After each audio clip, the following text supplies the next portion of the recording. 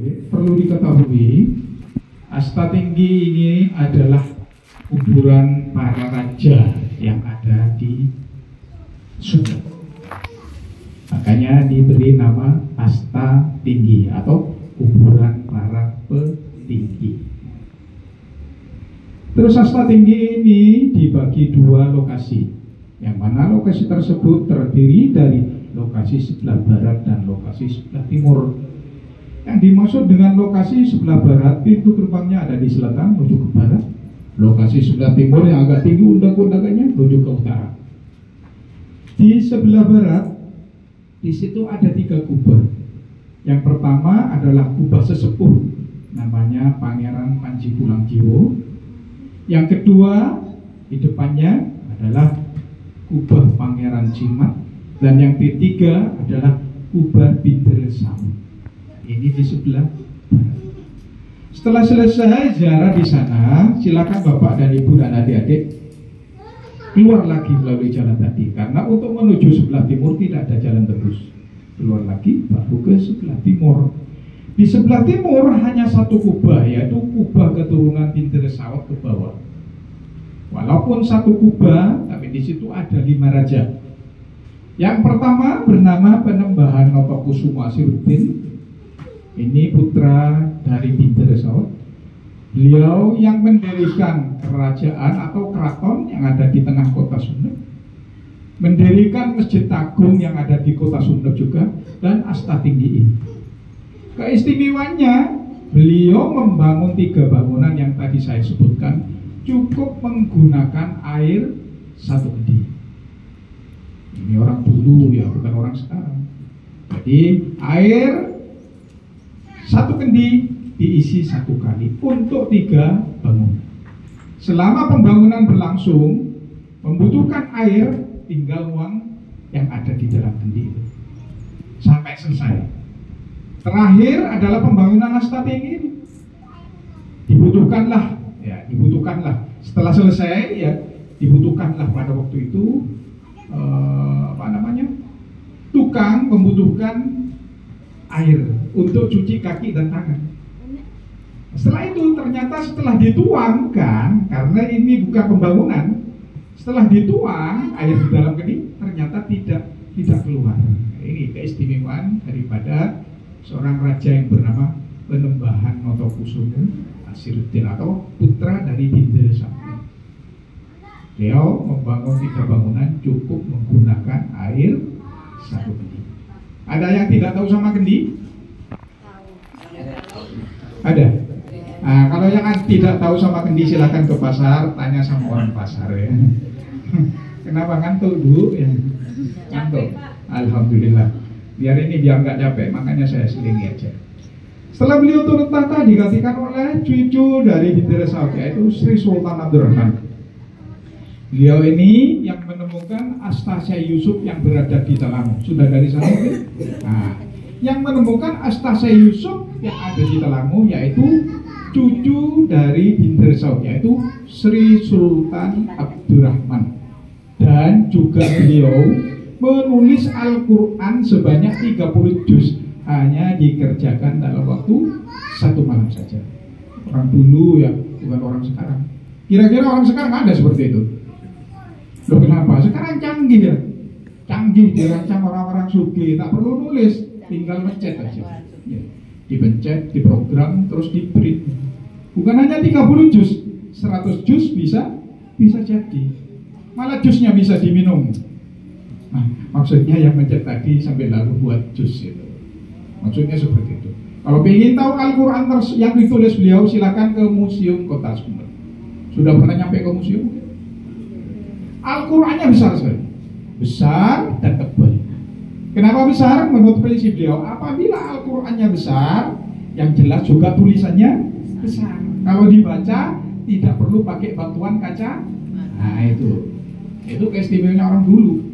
Kalau orang sekarang ini banyak, kalau mau lihat aja, baca dan segala macam, pakai bantuan kaca pembesar. Terus kenapa Al-Quran tersebut tebal keberadaannya? Karena dulu tidak ada zamannya kertas seperti ini, tapi dulu lembarannya terbuat dari kulit kayu. Insya Allah kalau yang sekarang ini tebelnya 5 lembar, dulu hanya 1 lembar saja. Makanya diperkirakan kalau Al-Quran yang sekarang segini tinggal ngalikan 5. Ya, kalau ingin tahu secara jelas, silahkan ke Museum Kota Sumber. Setelah beliau turun tahta, digantikan oleh Penembahan Notokusumo Muhammad Saleh. Beliau ini cicit dari Bintara Sawat. Beliau mempunyai keistimewaan selain namanya soleh, tingkah lakunya pun juga soleh. Apabila beliau khusyuk berzikir kepada Allah, tempat duduk di sekitar beliau bergetar, Bapak sekalian. Ya, ini keistimewaannya. Duduk di surau, suraunya ikut bergetar. Ada pepohonan di dekat surau juga ikut bergoyang.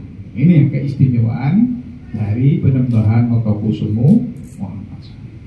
Bagaimana dengan kita? Nah, insya Allah kita kembalikan dari beliau. Bagaimana kembalikannya? Ia bergetar dulu baru berzikir. Kita ini mau berzikir aja nunggu gempa bumi. Kadang-kadang ada gempa bumi lupa zikir. Ya kita ini. Setelah beliau turun tahta digantikan oleh Paku Nataningrat. Paku Nataningrat adalah Raja Sumenep yang adil dan bijaksana. Dan juga beliau diberi julukan dengan Pakunya Madura. Pakunya Madura, bukan apa ya, bukan kayu, tapi ini keistimewaan orang Madura mengatakan bahwasanya Paku Nataningrat adalah pakunya Madura. Yang terakhir adalah Pratamingkusumo. Pratamingkusumo adalah Raja Sumenep yang terakhir. Setelah itu tidak ada lagi kerajaan, tapi diganti oleh kabupaten yang pimpinannya adalah bupati sampai sekarang. Oleh karena itu, saya sebagai petugas yang ada di atas ini memberikan petunjuk kepada Bapak dan Ibu, apabila mau ziarah harus dari sebelah barat dulu. Selesaikan di sebelah barat, setelah itu baru ke sebelah timur. Ini aturan yang pertama. Aturan yang kedua, alas kaki tidak boleh dipakai tali. Harus dilepas, kecuali takut hilang, takut ketuker, atau takut yang lainnya, silahkan dibawa pakai tangan. Tapi sampai di depan kubah, mau masuk kubah, alas kaki harus ditaruh di luar kubah. Ini yang kedua. Sedangkan yang ketiga, apabila Bapak Ibu dan adik-adik mau masuk kubah, kebetulan bawa handphone, ya, tolong handphone harus dalam keadaan diam. Tidak boleh ada bunyi kalau memang ada panggilan. Sudah jelas ya? Yang tidak jelas berarti kan? Saya sebagai petugas mohon kepada Allah, mudah-mudahan hajat Bapak Ibu dan adik-adik sampai di atas ini dikabulkan Allah Subhanahu wa taala, diberikan kesehatan, diberikan keselamatan, diberikan kokoh iman, Islam, dan dijauhkan dari segala bara bahaya. Ditambahkan umur, dimurahkan rezeki. Apabila Bapak Ibu yang sudah menikah, belum dikasih amanah oleh Allah keturunan, atau belum dikasih jodoh, mudah-mudahan Allah akan memberikan kepada Bapak dan Ibu sekalian. Amin. Yang ketiga, saya sebagai petugas mohon maaf karena saya sebagai manusia biasa, manusia pribadi, juga teman-teman yang ada di lokasi, apabila ada tingkah laku tutur kata yang tidak berkenan, saya sebagai petugas yang ada di Astagfirullah mohon maaf yang sebesar-besarnya. Yang terakhir di sini Astagfirullah juga menyediakan kotak amal, ya. Silakan diisi, boleh, tidak diisi pun tidak apa-apa, sesuai dengan namanya kotak amal. Yang penting kalau mengisi kotak amal ini harus didasarkan dengan ikhlas lillah ta'ala, apa yang sudah diberikan ataupun yang akan diberikan. Mudah-mudahan Allah akan mengganti yang lebih baik, lebih sempurna, dan juga menyempurnakan ibadah bagus sekalian dari dunia sampai akhirat. Saya akhiri, wabillahi taufiq wal hidayah. Assalamualaikum warahmatullahi wabarakatuh. Allahumma sholli ala